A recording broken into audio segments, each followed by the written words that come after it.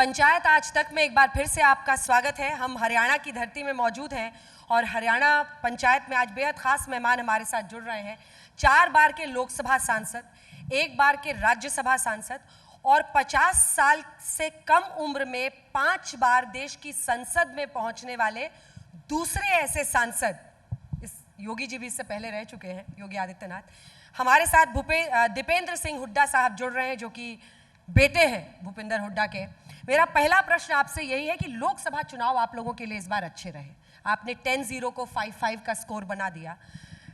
कितने आप लोग उम्मीदों से हैं कि इस बार विधानसभा में भी आपकी सरकार बनेगी, और अगर ऐसा लगता है तो इसकी वजह क्या है? अगर 3 बड़ी वजह मैं आपसे पूछूं। देखिए, सही कहा आपने, धन्यवाद अन्ना जी, कि लोकसभा में हमारा नतीजा अच्छा रहा और ना सिर्फ हमारे 5 लोकसभा सांसद आए 10 में से, लेकिन विपक्ष की देश के 28 प्रदेशों में सबसे ज़्यादा मत प्रतिशत अगर विपक्ष को कहीं मिला, इंडिया गठबंधन को कहीं मिला, तो स्टालिन जी के नेतृत्व में तमिलनाडु में नहीं, कर्नाटक, केरल में, जहाँ पे कहा जाता है उत्तर बनाम दक्षिण का भी एक नैरेटिव भाजपा ने दिया था लोकसभा से पहले, वहाँ नहीं, तेलंगाना या हिमाचल नहीं, जहाँ कांग्रेस सरकारें हैं, सबसे ज़्यादा इंडिया गठबंधन और विपक्ष को मत प्रतिशत कहीं मिला तो दिल्ली के 3 तरफ बसे।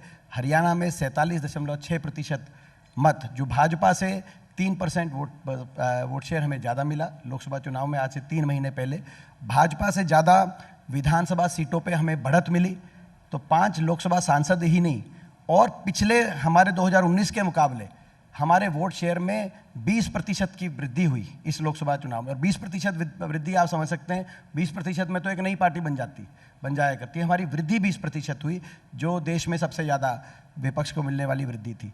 ये पहला एक संकेत है, कारण मैं अभी बताऊंगा, लेकिन पहला संकेत, पिछली बार भाजपा को 80 सीटों पे बढ़त मिली थी, हम 10 की 10 सीट हार गए थे। उसके बाद उन्होंने 75 पार का नारा दिया, लेकिन प्रदेश की सरकार की परफॉर्मेंस से लोग खुश पिछली बार भी नहीं थे और 40 पे भाजपा रुक गई। बहुत नज़दीकी मामला था। जेजेपी पार्टी, जो भाजपा के खिलाफ जिन्होंने वोट प्रचार किया, वोट ली, 10 एमएलए जाके उन्होंने समर्थन देके बमुश्किल सरकार बनाई थी, गठबंधन की अल्पमत सरकार। लेकिन इस बार तो लोकसभा में ही लोगों ने भाजपा की हवा निकाल दी, तो विधानसभा में क्या होने जा रहा है आप अंदाजा लगा सकते हैं। और आपने कारण बताए, कारण पूछे। कारण सबसे पहला है भाजपा के 10 साल का कुशासन। आज जो हरियाणा प्रदेश देश में विकास और खुशहाली का प्रतीक प्रदेश हमेशा माना जाता था, जो 2013-14 में प्रति व्यक्ति आय, प्रति व्यक्ति निवेश में देश में नंबर 1 था, आज वो हरियाणा प्रदेश देश में नंबर 1 10 साल की भाजपा सरकार के बाद बन गया बेरोजगारी में। और ये हम नहीं बोल रहे, ये संसद में मोदी सरकार द्वारा फरवरी में दिया गया जवाब है कि 28 प्रदेशों में सबसे ज़्यादा बेरोजगारी हरियाणा में। ये भारत सरकार का रिपोर्ट कार्ड है अपनी हरियाणा की भाजपा सरकार के लिए। नंबर 1 बन गया आज हरियाणा बेरोजगारी में, नंबर 1 बन गया अपराध दर में, क्राइम रेट में। दिल्ली के एनसीआर 3 तरफ बसा हरियाणा क्राइम रेट में नंबर 1। नंबर 1 बन गया हरियाणा नशे में, उड़ता पंजाब नहीं, अब उड़ता Haryana. Drug overdose related deaths सबसे ज़्यादा देश में आज हरियाणा के अंदर हैं। और 10 साल का जो कुशासन इस तरह का लोगों ने देखा, हर वर्ग की अनदेखी, हर वर्ग पे अत्याचार, हर वर्ग को सड़क पे आना पड़ा, किसी की कोई सुनवाई नहीं की। और यही कारण है कि अंत में आकर भाजपा को भी अपने मुख्यमंत्री, उप मुख्यमंत्री, सबके चेहरे बदलने पड़े, लेकिन जनता का मन नहीं बदल पाए। और जनता ने मन बना लिया कि 10 साल का कुशासन, जिसने हरियाणा को विकास की पटरी से उतार दिया है, लोगों को आपस में उलझा दिया, कहीं जाति धर्म के नाम पे उलझा दिया, कहीं पोर्टल आईडी, फैमिली आईडी में उलझा दिया, युवाओं को कच्ची नौकरियों में उलझा दिया। तो लोगों ने मन बना लिया कि बदलाव, पहला इसका ये। दूसरा, कांग्रेस ने एक सकारात्मक और मजबूत विकल्प देने का कार्य किया हरियाणा के अंदर, जो क्योंकि एक बदलाव का मन होता है और किस तरफ मन करे, किस तरफ लोग जाए, झुकाव हो।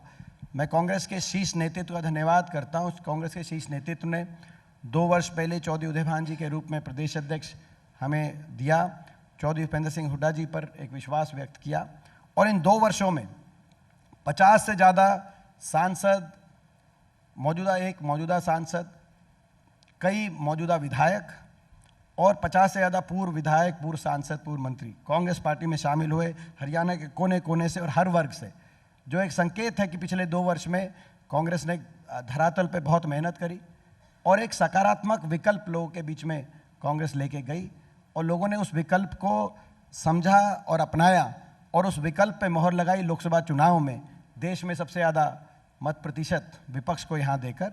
और हमें विश्वास है इस विकल्प को लोग अपनाएंगे। हरियाणा के कोने कोने से आप चेक कराएं, एक ही आवाज़ आ रही है, बीजेपी की सरकार जा रही है और हरियाणा में कांग्रेस पार्टी की सरकार आ रही है। पर दीपेन जी, यहीं पे सवाल आपने क्योंकि विकल्प की बात की, कई नेता आपके साथ जुड़े, दूसरे खेमे से आए, पर कई छोड़ के भी चले गए। किरण चौधरी छोड़ के गए, बिश्नोई साहब छोड़ के गए, और आरोप बहुत लगे आप लोग पर कि कहीं ना कहीं सिर्फ एक गुट ही पूरी हरियाणा कांग्रेस पर हावी है। देखिए, आपने 2 नाम ही लिए ना, मैं 50 नाम दे रहा हूँ। और जो छोड़ के गए थे वो वापस भी आ गए। वीरेंद्र सिंह जी छोड़ के गए थे 2014 में, वो वापस आ गए। ब्रजेंद्र सिंह चुनाव लड़ रहे हैं उचाना से, कल मैं उनकी जनसभा करके आया हूँ, वहाँ से बड़ी बहुमत से जीतेंगे।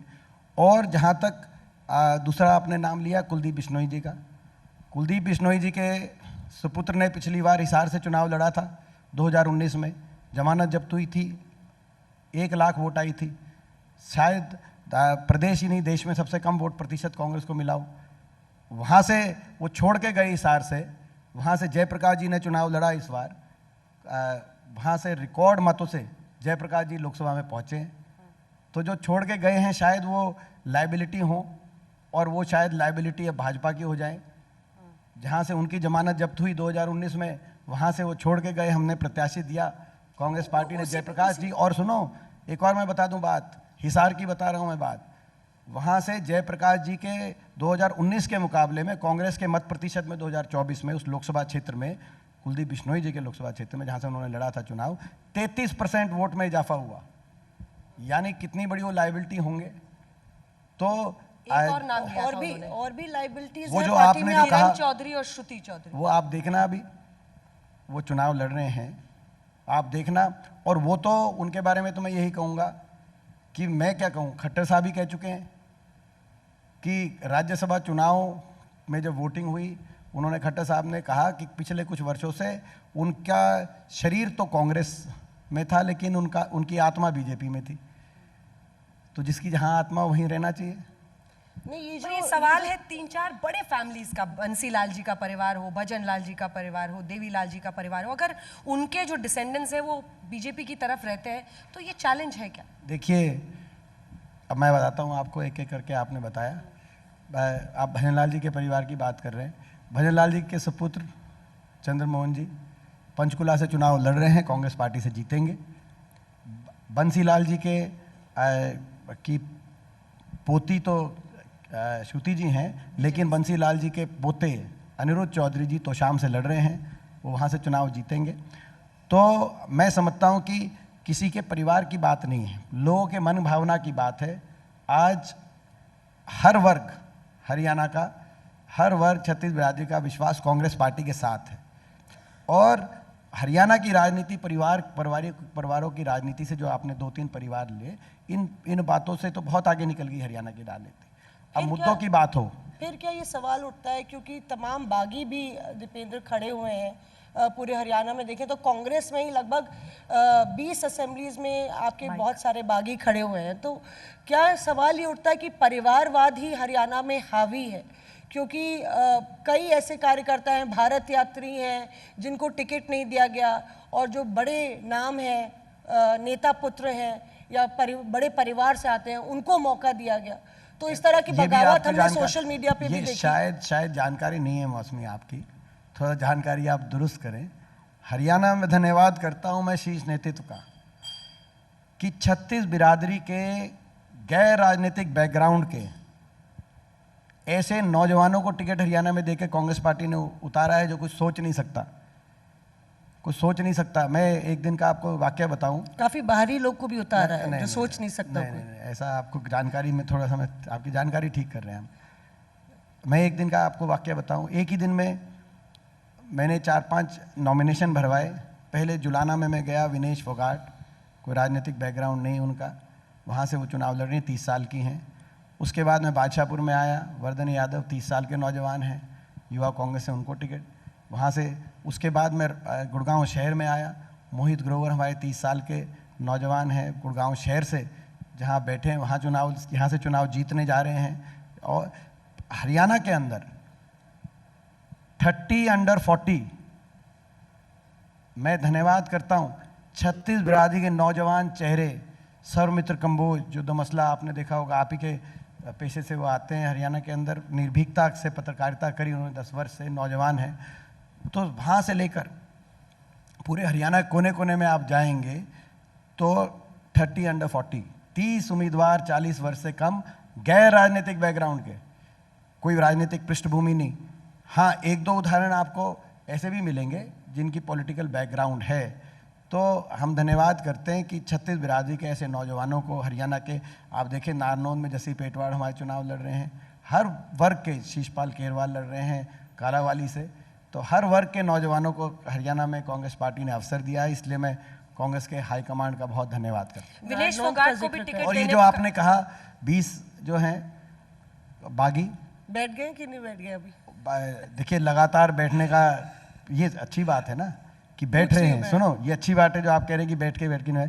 देखिए, जब टिकट वितरण होता है किसी भी पार्टी में, स्वाभाविक रूप से कुछ कार्यकर्ताओं के मन में क्योंकि बहुत से 2000 2500 के करीब तो हमारे आवेदन थे टिकटों के, तो उसमें से 20 आपने कहा, और 20 में से भी आज का जो अभी अगर आप देखेंगे तो रेलेवेंट 3-4 ही ऐसे हैं जहाँ पर जो है वो सीरियस रूप में वो कैंडिडेट्स हैं जिनको हम अपनी तरफ से मैनेज करने की कोशिश कर रहे हैं या उनसे बातचीत कर रहे हैं। लेकिन अगर इस तरह की बगावत कि कहीं अगर पटकथा लिखी जा रही है हरियाणा में, तो भारतीय जनता पार्टी में लिखी जा रही है। भारतीय जनता पार्टी में तो ना सिर्फ बागी उम्मीदवार, लेकिन भारतीय जनता पार्टी ने जिस तरीके से बड़े बड़े उनके नेताओं को दरकिनार करके उनको खून के आंसू रुलवाने का काम किया है, वो दृश्य आपने देखे होंगे। पिछली बार खट्टर साहब को किसी एक ब्राह्मण नेता ने हिसार में एक फरसा दिया, भगवान परशुराम जी का फरसा, तो खट्टर साहब ने कहा फरसा लेकर कि मैं तेरी गर्दन काट दूंगा, आपको याद होगा। इस बार ब्राह्मण समाज की राजनीतिक गर्दन काटते हुए रामविलास शर्मा जी, जो भाजपा के ऐसे स्तंभ थे जिनके इर्द गिर्द भाजपा घूमी, उनको उनकी टिकट काट दी। जिनकी इज्जत हर पार्टी में थी हरियाणा के अंदर, कुछ लोग ऐसे हैं उनकी टिकट कट गई। वो बिलक बिलक के जब रो रहे थे तो हर हरियाणा वासी के दिल में दर्द था। इन्होंने टिकट काट दी सावित्री जिंदल जी की। नवीन जिंदल जो एक ऐसा हमारा वैश्य समाज का एक ऐसा राजनीतिक परिवार जिसकी अपनी एक पहचान और अपनी एक साख है, उनकी टिकट काट दी भारतीय जनता पार्टी वाले ने। इन्होंने टिकट काट दी कविता जैन की सोनीपत से, वो बिलक बिलक के रो रही थी, आपने उनका भी देखा होगा। इन्होंने टिकट काट दी शशि परमार की, भाई वो जब रो रहे थे तो उनकी भी आपने दृश्य देखे होंगे। तो अगर कहीं इस तरह से कोई कार्रवाई हुई है और जहां बगावत हुई है और जहां बागी खड़े हैं, वो भारतीय जनता पार्टी में हुआ हरियाणा में। थोड़ा बहुत भारतीय जनता पार्टी से काफ़ी कम, लेकिन थोड़ा बहुत कांग्रेस में भी, ये तो स्वाभाविक है, राष्ट्रीय पार्टी में जब टिकटें बढ़ती हैं तो कुछ कार्यकर्ताओं की असंतुष्टि हो जाती है, लेकिन हम उसको काफ़ी हद तक मैनेज कर चुके हैं। और आप तो देख रहे हो, अभी देख रहे थे, अभी भी हमारी मैनेजमेंट चल रही है। अभी लगातार दीपेंद्र काफी हद तक आपके सिर पर है, लेकिन अब असल मुद्दे पर आते हैं दीपेंद्र जी। सारा का सारा अभी कांग्रेस पार्टी का टेंशन क्या कुमारी शैलजा जी के इर्द गिर्द नहीं है? क्योंकि आज अब से आपके जस्ट पहले वो मेरे साथ यहाँ पर मंच पर थी और उन्होंने खुलकर कहा कि अभी ये फाइनल नहीं हुआ है कि सीएम कौन होगा। उनकी राजनीतिक महत्वाकांक्षाएं किसी से छिपी नहीं है। उन्होंने सीएम पद की दावेदारी खुलकर पेश की। उन्होंने कहा मेरा टिकट काट, मैं विधानसभा लड़ना चाहती थी और उनको टिकट पार्टी ने डिनाई कर दिया। इस पर आप क्या कहेंगे, कुमारी शैलजा की नाराजगी? देखिए,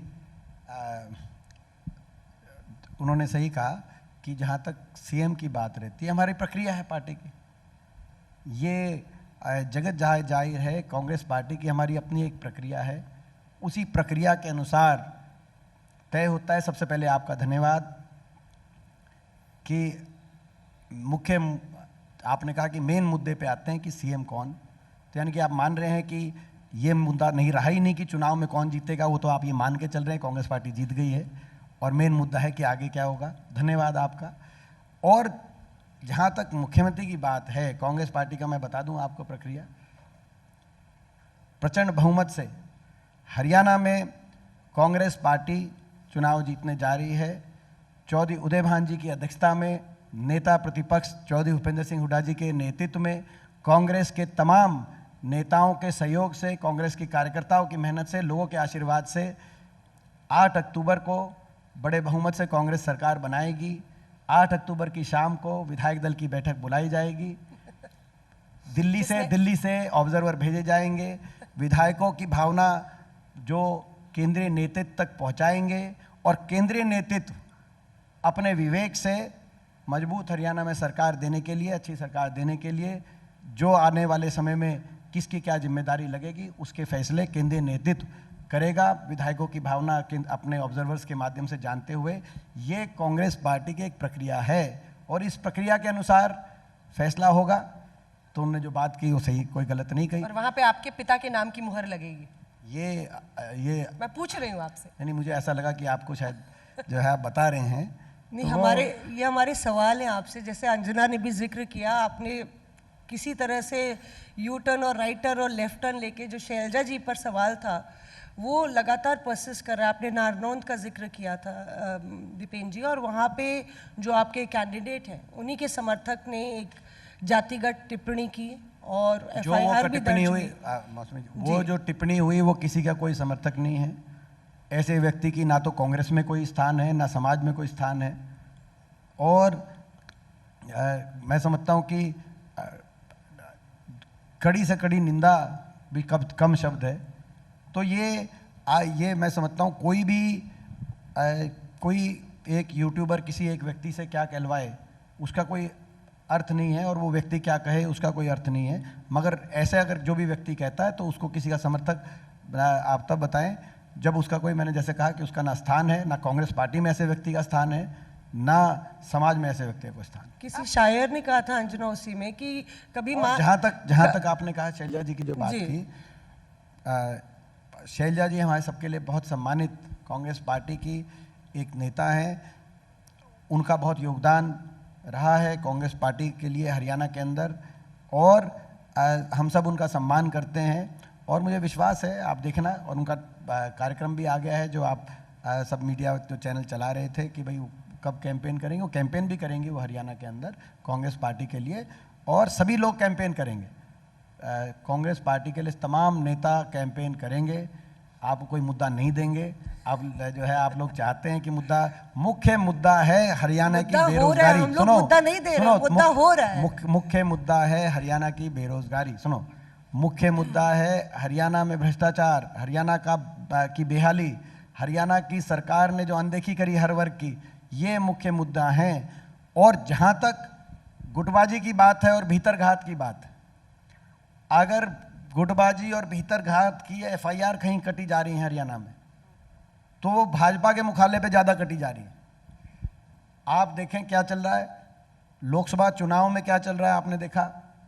अगर भीतरघात की कहीं अगर एफआईआर कटी लोकसभा चुनाव के बाद, तो बीजेपी कार्यालयों में भीतरघात की एफआईआर कटी। आप पूछो रंजीत चौटाला जी से, वो लोकसभा के कैंडिडेट थे हिसार के, अब वो उनकी विचारों की विधानसभा की टिकट ही कट गई, वो निर्दलीय लड़ रहे हैं। लोकसभा के कैंडिडेट थे, उन्होंने कहा कप्तान अभिमन्यु ने धोखा दे दिया, कुलदीप बिश्नोई ने धोखा दे दिया, कमल गुप्ता ने धोखा दे दिया। इनके जो प्रदेश अध्यक्ष हैं मोहन जो हमारे बडोली जी, उनकी खुद की टिकट कट गई अब विधानसभा में प्रदेश अध्यक्ष की। उन्होंने जब लोकसभा चुनाव लड़ा तो उन्होंने कहा कि भाजपा के सारे विधायकों ने धोखा दे दिया। राव इंद्रजीत जी जो यहाँ से जो सांसद हैं, उन्होंने कहा सारी बीजेपी मेरे खिलाफ थी। आप पूछो ओम प्रकाश धनखड़ जी से क्यों हट गए वो प्रदेश अध्यक्ष से, किसने कौन से गुटके थे। आप पूछो अनिल विज साहब से, आप पूछो। और सुनो, हरियाणा के अंदर तो भाजपा की गुटबाजी का इतनी चरम पे है कि भाजपा में कहा जाता है कि डिसिप्लिन पार्टी है, कहा जाता है। आप लोग कहते हैं हम तो, अब वो आपके अमित शाह आए, उन्होंने कहा नायब सैनी जी हमारे मुख्यमंत्री हैं और यही हमारे मुख्यमंत्री रहेंगे। और उसके बाद बयान आए, विज साहब का बयान आया, मैं मुख्यमंत्री का दावेदार हूं। ये गृह मंत्री जी कैसे कह गए। और फिर अगले हफ्ते राव इंद्रजीत जी का बयान आया, मैं भी दावेदार हूं। कैसे कह गए। गृह मंत्री जी की बात इनके लोग मान नहीं रहे। और मुख्य मुद्दा है कि भाई कांग्रेस पार्टी जो लड़ रही है भाजपा से, तो मुख्य मुद्दा तो जो है हरियाणा के लोग हैं। मुख्य मुद्दा हरियाणा की बेहाली है। आप कांग्रेस की गुटबाजी पे प्रकाश डालकर उसको, जो मैं समझता हूँ कि डाइवर्ट करने का प्रयास जरूर कर सकते हैं, लेकिन लोग अब मुख्य मुद्दे से भटकने वाले नहीं हैं। लोग भाजपा के कुशासन को हरियाणा में का अंत करना चाहते हैं और बदलाव लाना चाहते हैं कांग्रेस के नेतृत्व। देखिए, आप एक ऐसे परिवार से आते हैं जहां सुबह की चाय के साथ पहली पॉलिटिकल चुस्की जाती होगी वो रात तक चलती होगी, क्योंकि आपके पिता इतने बड़े धुरंधर है हरियाणा की पॉलिटिक्स में, आप उस फैमिली से हैं। आपने उनकी कमजोर नब्ज सारी बड़ी अच्छी अच्छी पकड़ी। लेकिन कुमारी शैलजा पर प्रश्न इसलिए पूछा जा रहा है क्योंकि 21% दलित है। वो मंच पर जब थी तो उन्होंने कहा कि मेरा ऐसा अपमान हुआ, उस बात से वो बहुत आहत हैं। एक महिला के तौर पर वो देखती हैं। उन्होंने कहा कि देखिए 2 ही सीएम है फीमेल अभी देश में, एक ममता जी हैं और एक आतिशी जी हैं, तो एक महिला के तौर पर भी वो अपनी दावेदारी पेश कर रही हैं। क्या आपको लगता है कि ये ऐसे वक्त पर उनका नाराजगी जाहिर करना जो 21% दलित हैं उनको बांट सकता है आपके लिए, वो एक चैलेंज है, इसीलिए ये प्रश्न उठ रहा है? नहीं, देखिए, मैंने जैसे कहा कि मुझे पूरा विश्वास है कि शैलजा जी भी चुनाव प्रचार में आपको दिखाई देंगी और सभी कांग्रेस के नेता मिलजुल कर प्रचार करेंगे। आने वाले दिनों में आपको दिखाई देगा। रणदीप भी नहीं निकल रहे हैं, कैथल से बाहर ही नहीं निकल रहे हैं। रणदीप भी अपने क्षेत्र में ही सीमित हैं और ये इसकी वजह सुरजेवाला पूरा नाम। जी, रणदीप सुरजेवाला। और इसकी बड़ी वजह ये बताई जा रही है दीपेंद्र जी कि पूरे टिकट वितरण में एक सर्वे बड़ा चला और वो सर्वे जो है उसमें 72 से ज़्यादा सीटें भूपेंद्र हुड्डा और हुड्डा खेमे को मिली, जबकि शैलजा हो या रणदीप हो उनकी कुछ चली ही नहीं। देखिए, ये नाराजगी बताई जा रही है। देखिए, अब आप 2 चीज़ें कह रहे हैं कि केंद्रीय नेतृत्व ने सर्वे के आधार पर टिकट दी।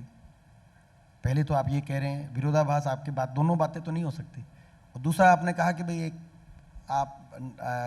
एक खेमे को, कांग्रेस में कोई खेमा नहीं है।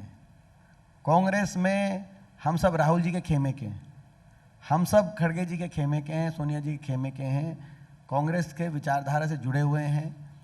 और हमारी, जैसे मैंने कहा कि मुख्यमंत्री की प्रक्रिया बता दें, आपको टिकट वितरण की भी मैं प्रक्रिया बता दूं, जानकारी बड़ी हमारी लेड आउट प्रक्रिया है। उसी के अनुसार केंद्रीय नेतृत्व टिकटें हमारी बांटता है, कांग्रेस पार्टी में तय करता है। पहला उसमें प्रदेश पीसीसी, प्रदेश हमारी कांग्रेस पार्टी का पीसीसी आवेदन मांगती है। 2500 से ज़्यादा आवेदन आए, आप अंदाज़ा लगाओ किस तरफ हवा बह रही है। उसके बाद प्रदेश इलेक्शन कमेटी उसको शॉर्टलिस्ट करती है। वो प्रदेश इलेक्शन कमेटी फिर केंद्रीय नेतृत्व द्वारा भेजी गई स्क्रीनिंग कमेटी, जिसके अजय माकन जी चेयरमैन थे, उनके सामने शॉर्टलिस्टेड कैंडिडेट्स जाते हैं। वो फर्दर उनको शॉर्टलिस्ट करके सिंगल या डबल पैनल बना लेते हैं। किसी एक आधे केस में 3 आदमियों का पैनल होता है। जो हमारी जो सीसी है, सेंट्रल इलेक्शन कमेटी, उनके सामने वो पैनल जाते हैं, जिस सेंट्रल इलेक्शन कमेटी में राहुल जी, खड़गे जी, सोनिया जी और तमाम केंद्रीय नेतृत्व रहते हैं। और वहाँ से वो फैसला करते हैं। सही बात है, सर्वे एक बड़ा एक सीसी के लेवल पर, केंद्रीय नेतृत्व के लेवल, उनका अपना सर्वे रहता है। और यहाँ से जो नीचे जाते हैं वो हम भी अपने सर्वे पे प्रदेश की कांग्रेस की तरफ से, तो ये हमारा एक तय एक तरीका है टिकट वितरण का लेकर। उस टिकट वितरण में क्या आप उसका विश्लेषण करें, एनालिसिस करें, वो आपका काम है। लेकिन जैसे मैंने फिर कहा, कांग्रेस के टिकट वितरण या कांग्रेस के अंदर की राजनीति मुख्य मुद्दा नहीं है आज हरियाणा में। हरियाणा का मुख्य मुद्दा 10 साल से जो सरकार हरियाणा, 10 साल से उस सरकार की क्या कार्यशैली रही कि देश में सबसे ज़्यादा वोट में गिरावट बीजेपी को हरियाणा में झेलनी पड़ी लोकसभा चुनाव में। कांग्रेस का नेतृत्व जो तो था, ये पहले भी लोकसभा से पहले भी चौधरी उदय भान जी और हुड्डा साहब में विश्वास व्यक्त किया हुआ था केंद्रीय नेतृत्व ने। तो आप जहां कांग्रेस का सबसे अच्छा नतीजा रहा जिस प्रदेश के नेतृत्व में देश में, आप उसी प्रदेश में कांग्रेस की अंदरूनी राजनीति के प्रश्न हमसे पूछ रहे हैं। आप एक प्रश्न ये भी पूछिए कि केंद्रीय नेतृत्व में विश्वास की व्यक्त किया था हुड्डा साहब में, उदय भान जी ने, और लोकसभा में सबसे अच्छा नतीजा आपने दिया पूरे देश में कांग्रेस पार्टी को हरियाणा में, तो क्या वो दोहराना जा रहे हैं? तो हमें भी लगेगा कि भाई आप थोड़ा बैलेंस करके पूछ रहे हैं। थोड़ा पहला प्रश्न ही ये था, जो आसान प्रश्न था, आपको लपकने दिया हमने, पूरा उस पर जवाब आपने दिया। लेकिन शिकायतें रहती हैं आप लोगों की। मेरा अगला प्रश्न आपसे ये है कि देखिए इस बार के चुनाव में कांग्रेस पार्टी एक रणनीति के तहत आगे बढ़ रही है। आपने बेरोजगारी का मुद्दा लोकसभा में भी उठाया था, वो काम आया। आप लोग जवान किसान पहलवान के मुद्दे पर लड़ रहे हैं। अब दीपेंद्र जी को हमने देखा कि ज़्यादातर आप कहाँ पर दिखते हैं जनता को पता है, जब राहुल जी बोल रहे होते हैं सदन में और आप उनके पीछे बैठ के ताली बजा रहे होते हैं। लेकिन पहलवान के मुद्दे पर आप सीधे अंतर्राष्ट्रीय हवाई अड्डा पहुंच गए जब विनेश फोगाट पहुंच रही थी। क्या विनेश फोगाट और जवान किसान में पहलवान जोड़ने का श्रेय आपको जाता है, और उसके पीछे की सोच क्या है? कई लोग उंगली उठा रहे हैं कि ये एक पॉलिटिकल आंदोलन था, कांग्रेस पार्टी ज्वाइन करके विनेश जी ने उसको एक पॉलिटिकल टच दे दिया, जो कि उनके साथ साक्षी मलिक जो थी उन्होंने भी कहा कि नहीं, मैं पॉलिटिक्स से दूर रहना चाहती हूँ, मैं पॉलिटिक्स में नहीं जाती हूँ। इस पर आपका टेक? देखिए, ये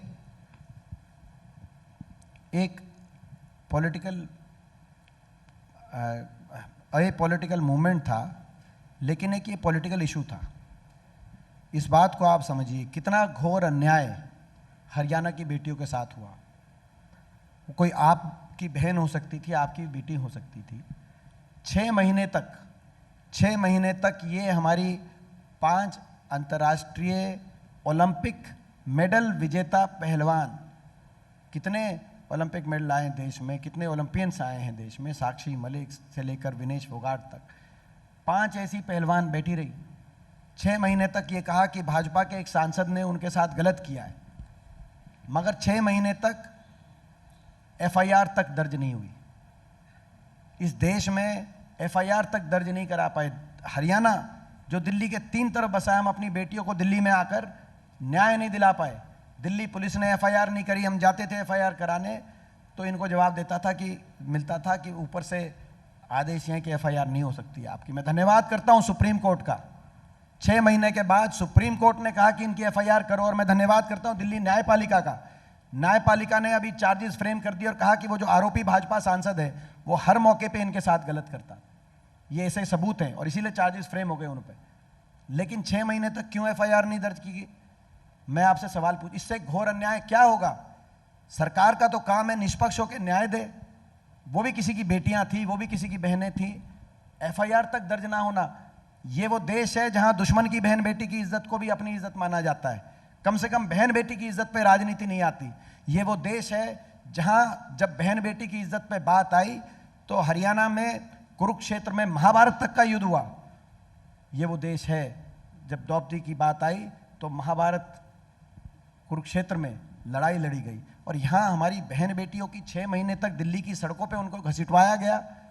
जो हमारी ओलंपिक विजेता बेटियां केवल इसलिए कि भाजपा के सांसद आरोपी हैं, उनकी हमारी बहन बेटी की इज्जत को एक प्रदेश के रूप में देखा गया। ये मैं समझता हूँ हरियाणा की बेटियों के साथ जब अन्याय हुआ, FIR करना ना करना राजनीतिक फैसला था सरकार का। उन्होंने फैसला किया FIR नहीं दर्ज होगी, तो ये राजनीतिक मुद्दा तो उसी दिन बन गया था। उसके बाद इनमें से कोई राजनीति में आए ना आए, ये इनके ऊपर निर्भर था। हमने डट के साथ दिया और मुझ पे उस समय पूरी बीजेपी ने निशाना भी लिया कि आप इनके साथ खड़े हो, मगर मुझे गर्व है कि मैं इनके साथ खड़ा रहा अपनी बेटियों के साथ। हमने इनका साथ दिया और ये उनके ऊपर निर्भर था कि ये क्या करें आगे। इनमें से विनेश फोगाट और बजरंग पुनिया ने कहा कि क्योंकि राहुल जी से लेकर और दीपेंद्र भाई तक हमारे साथ खड़े रहे, इसीलिए हम जब देश ने हमें छोड़ दिया, जब सरकार ने हमें छोड़ दिया, इतना घोर अन्याय हमें का सामना करना पड़ा, तो कांग्रेस पार्टी आगे कम से कम विपक्ष की एक जिम्मेदारी उन्होंने निभाई और खड़े रहे। तो हम भी अब जो है अपने जब सार्वजनिक जीवन में कदम उठाएंगे तो कांग्रेस के को हम का चयन करेंगे। ये इनका फैसला था जी, मगर हमारा कर्तव्य था खड़ा। आप बताइए, क्या हमारा कर्तव्य नहीं था? और क्या आपका कर्तव्य नहीं होना चाहिए था? आप में से भी बहुत लोगों ने उनका साथ दिया उस समय।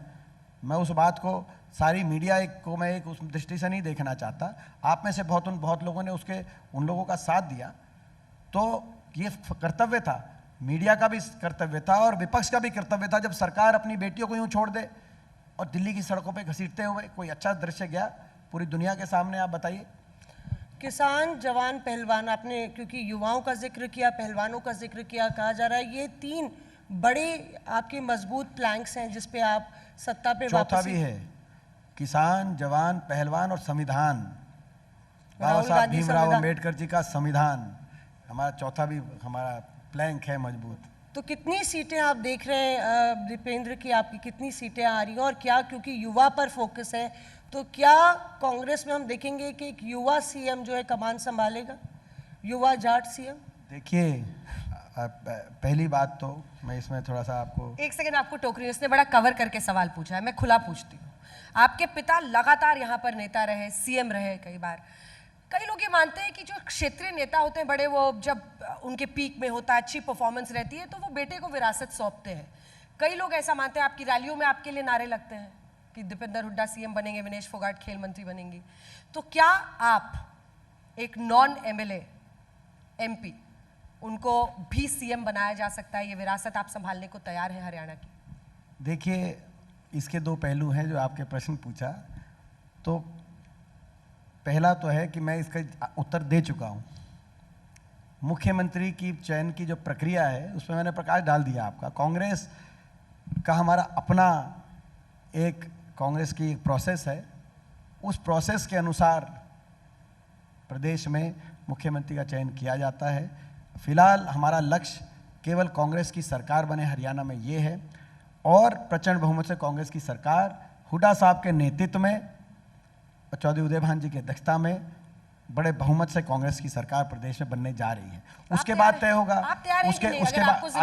उसके बाद तय होगा। जहां तक मेरी बात है, लोगों ने, मैं धन्यवाद करता हूं अपने लोकसभा क्षेत्र रोहतक के लोगों का। लोगों ने बड़े बहुमत से मुझे लोकसभा में भेजा है कि नहीं भेजा। देश की विपक्ष की दूसरी बड़ी जीत, रायबरेली में राहुल जी के बाद देश की विपक्ष की दूसरी बड़ी जीत, और मैं सत्ता दल के नेताओं की जीत से भी कंपेयर नहीं करना चाहता, क्योंकि मैं किसी का, तो एक बड़ी जीत देकर लोगों ने लाखों मतों से मुझे लोकसभा में भेजा, बड़ी जिम्मेदारी दी है, मैं संतुष्ट हूँ जिम्मेदारी से। और पर महत्वाकांक्षा तो हो सकती है ना, महत्वाकांक्षा, संभावनाओं के समुंदर में क्या दीपेंद्र हुड्डा भी लाइन में खड़े हैं? क्योंकि आपके पिता ने बोला मैं ना टायर्ड हूँ ना रिटायर्ड हूँ, तो सही है, अभी वो बिल्कुल तो फ्रंट सही लाइन बात पे है, जो है तैयार है, अगर तो जिम्मेदारी ऐसा लगता है मौसमी जी आप तो घर में लड़ाई करके मानेंगे नहीं, मगर नहीं, आप ऐसा कोई इरादा नहीं है हमारा, पर हम ये कह रहे हैं कि क्या दीपेंद्र हुड्डा देखिए, मैंने जैसे कहा है कि नहीं? जैसा मैं, देखिए, मैं महत्वाकांक्षा की बात बताऊं आपको। आज से 20 वर्ष पहले मैं बहुत संतुष्ट था अपने प्रोफेशनल करियर से। मैं अमेरिका में काम करता था, और पहले टेक्नोलॉजी सेक्टर में, फिर मैंने MBA किया, मैं कंसल्टिंग में काम करता था, और बहुत अच्छा मेरा प्रोफेशनल ट्रैक चल रहा था। मैं हाईली सेटिस्फाइड था, अपने भौतिक संतुष्टि पूरी थी, आत्मिक संतुष्टि नहीं थी कि अपने देश और अपने प्रदेश लोगों के लिए कुछ कर सकूं। ये जीवन में एक मिसिंग पॉइंट था, और उस बात को लेकर मैं देश वापस लौटा। देश में आकर मुझे लोकसभा चुनाव पहला लड़ने का अवसर मिला। मैंने 5 लोकसभा चुनाव लड़े हैं, 5 में लोगों ने भरपूर साथ दिया है। 5 में ना सिर्फ हरियाणा मगर पूरे उत्तर पश्चिम भारत में सबसे ज़्यादा मत प्रतिशत कांग्रेस पार्टी की रोहतक में लोगों ने मुझे आशीर्वाद दिया है। और मेरा जीवन का लक्ष्य देश के लिए, अपने क्षेत्र लोगों के लिए, प्रदेश के लिए कुछ करने का जो लक्ष्य था, जिस लक्ष्य को लेकर मैं वापस आया अमेरिका से, वो लक्ष्य मैं प्रतिदिन प्राप्त करता हूँ। हाँ या ना? वो लक्ष्य मैं हर रोज प्राप्त करता हूँ। मैं पूर्णतः संतुष्ट हूँ। ये बड़ी जिम्मेदारी, आप क्या लोकसभा सांसद की जिम्मेदारी कम सोच रहे हैं? बहुत बड़ी जिम्मेदारी बतौर लोकसभा सांसद की लोगों ने मुझ पे डाली है। इस देश में लड़ाई लड़ना, इस भाजपा की तानाशाही, एक संविधान विरोधी सरकार से लड़ाई लड़ना जरूरी है। जो अंजना जी कह रही हैं कि जो आपको देखा जाता है कि आप अपने नेता के पीछे, उनके जो राहुल जी जब बोल रहे हैं तो आप उनका, तो सही बात है, जब राहुल जी बोलेंगे और इस देश की सरकार से लड़ाई लड़ेंगे तो उनके पीछे, उनके सिपासलार की तरह हम वहाँ पे खड़े होंगे। 10 साल तक खड़े रहे, ये तानाशाही ताकतें हमें हिला नहीं पाई। और आप, मगर अंजना जी, केवल वहीं आप हमें मत देखें या एयरपोर्ट पे ही हमें ना देखें, क्योंकि एयरपोर्ट पे, क्योंकि विनेश आ रही थी तो आपने एयरपोर्ट के दृश्य भी देख लिए, आपने राहुल जी की स्पीच देखी तो वहाँ भी देख लिए। अगली बार आप हमारी भी स्पीच देखिए, हम अपनी हमारी भी स्पीच देखिए। विधानसभा में कि संसद में? कहाँ स्पीच कहाँ देखनी है आपकी? हम संसद में हैं। उन्होंने आगे ऐसा लगता है कि मौसमी जी आज तय करके आई हैं कि घर में लड़ाई कराएं। नहीं, चलिए तस्वीर साफ है। एक पैर हरियाणा में जो जमा हुआ है इनके पिता का, और एक पैर संसद में भी दीपेंद्र हुड्डा का रहेगा। आप पंचायत आज तक में आए, आपने हर सवाल का जवाब दिया। बहुत बहुत धन्यवाद आपका दीपेंद्र। धन्यवाद। धन्यवाद।